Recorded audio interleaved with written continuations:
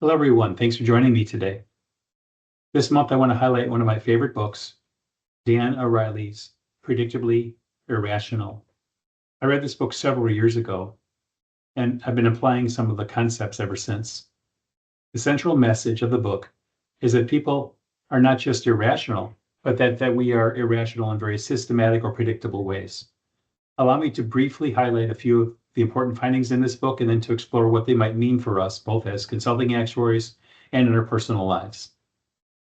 First, the power of automation, of familiarity, and relative value. Ariely shows that most choices are not made in absolute terms, but often by comparison to nearby options or to whatever seems familiar or easy.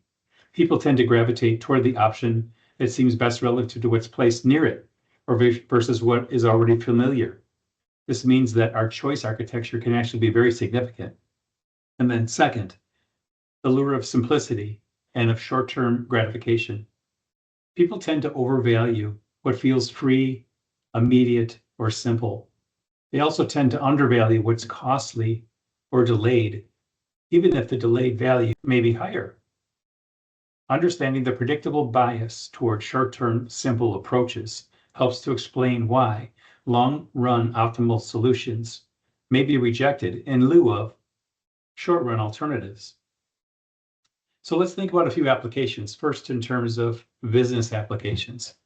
What do these insights mean for us as consulting actuaries? In addition to the power of automation for retirement plans, think about the familiarity bias if we default employees into last year's health plan choices. Secondly, think about the power of our choice architecture if we were to present 3 new options, ABC. All things equal, people tend to gravitate toward the middle option. And then another example, in retirement systems, lump sums are almost always favored over lifetime income. This has very real consequences for how we model pension risk transfer alternatives. And then finally, in conjoint analysis, the immediacy of direct compensation or health insurance often scores more highly in a trade-off exercise versus deferred alternatives, such as disability or retirement benefits.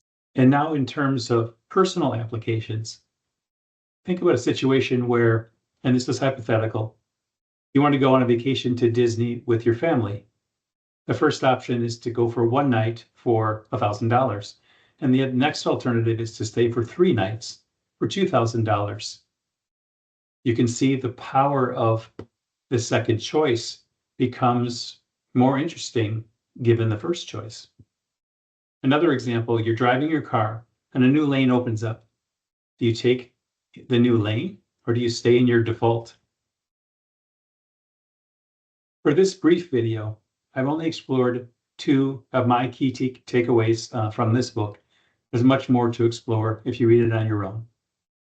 Ultimately, Dan Ariely's work is both an invitation to humility, to recognize that even with the best equations and the best modeling, human behavior may surprise us in systemic ways.